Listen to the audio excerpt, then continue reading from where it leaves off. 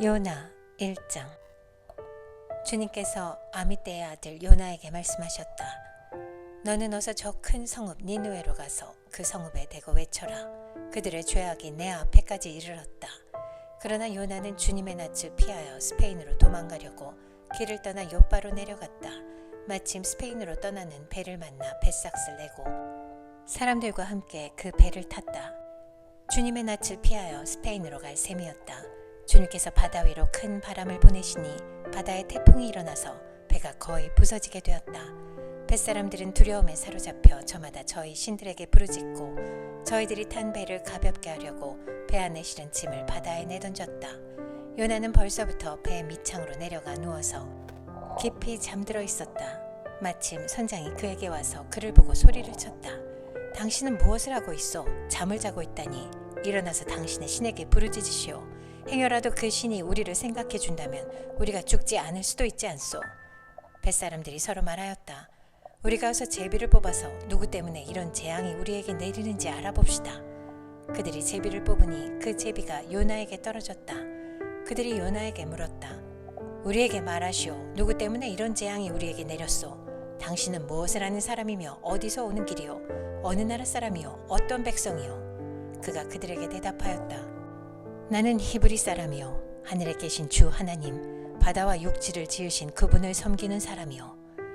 요나가 그들에게 자기가 주님의 낯을 피하여 달아나고 있다고 말하니 사람들이 그 사실을 알고 겁에 질려서 그에게 소리쳤다. 어쩌자고 당신은 이런 일을 하였소? 바다의 파도가 점점 더 거세게 일어나니 사람들이 또 그에게 물었다. 우리가 당신을 어떻게 해야 우리 앞에 저 바다가 잔잔해지겠소? 그가 그들에게 대답하였다. 나를 들어서 바다에 던지시오. 그러면 당신들 앞에 저 바다가 잔잔해질 것이오. 바로 나 때문에 이 태풍이 당신들에게 닥쳤다는 것을 나도 알고 있소. 뱃사람들은 육지로 되돌아가려고 노를 저었지만 바다의 파도가 점점 더 거세게 일어났으므로 헛일이었다. 그들은 주님을 부르며 아뢰었다. 주님 빕니다. 우리가 이 사람을 죽인다고 해서 우리를 죽이지 말아 주십시오. 주님께서는 뜻하시는 대로 하시는 분이시니 우리에게 살인죄를 지우지 말아 주십시오. 그들은 요나를 들어서 바다에 던졌다. 폭풍이 일던 바다가 잔잔해졌다. 사람들은 주님을 매우 두려워하게 되었으며 주님께 희생제물을 바치고서 주님을 섬기기로 약속하였다. 주님께서는 큰 물고기 한 마리를 마련하여 두셨다가 요나를 삼키게 하셨다. 요나는 사흘 밤낮을 그 물고기 뱃속에서 지냈다. 요나 2장. 요나가 물고기 뱃속에서 주 하나님께 기도드리며 아뢰었다. 내가 고통스러울 때 주님께 불러 아뢰었더니 주님께서 내게 응답하셨습니다. 내가 수월 한가운데서 살려달라고 외쳤더니 주님께서 나의 호소를 들어주셨습니다.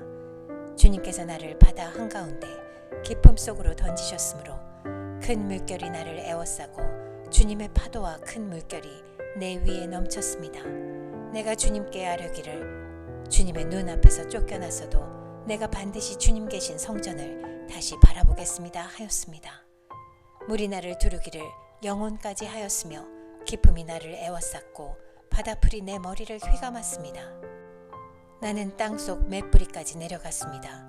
땅이 빗장을 질러 나를 영영 가두어 놓으려 했습니다만 주 나의 하나님 주님께서 그 구덩이 속에서 내 생명을 건져주셨습니다.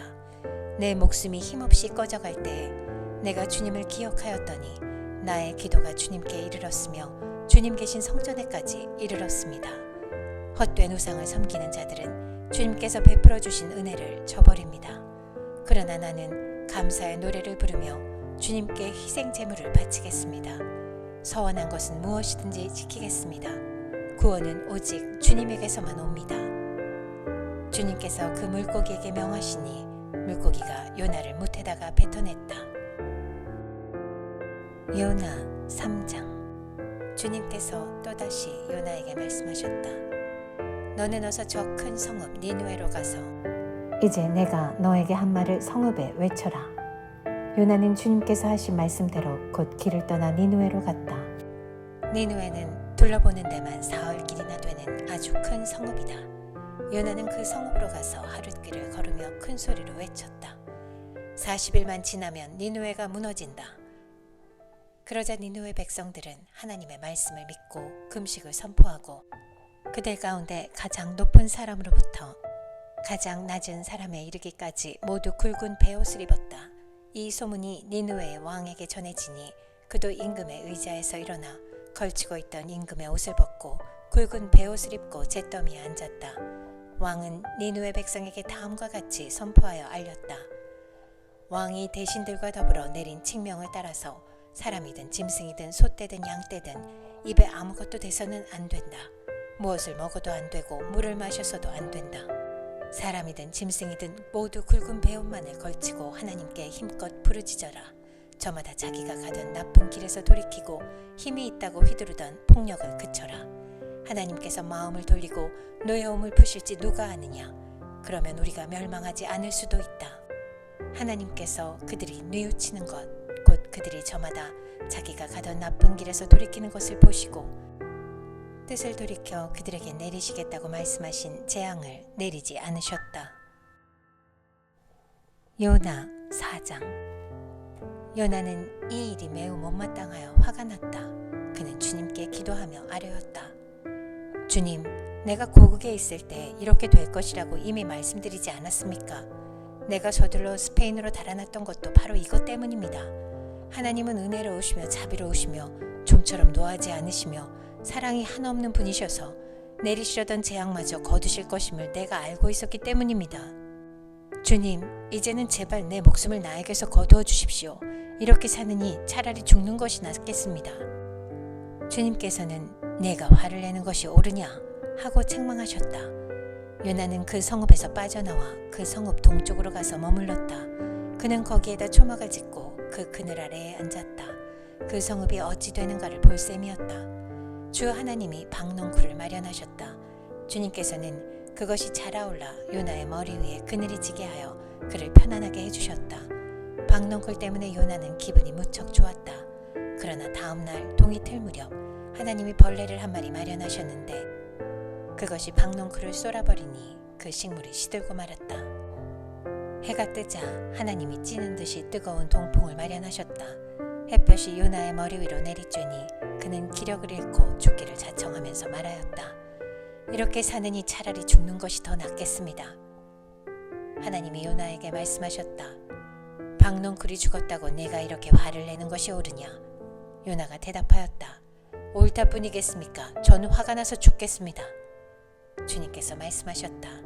내가 수고하지도 않았고 내가 키운 것도 아니며 그저 하룻밤 사이에 자라났다가 하룻밤 사이에 죽어버린 이 식물을 내가 그처럼 아까워하는데 하물며 좌우를 가릴 줄 모르는 사람들이 12만 명도 더 되고 짐승들도 수없이 많은 이 큰 성읍 니느웨를 어찌 내가 아끼지 않겠느냐.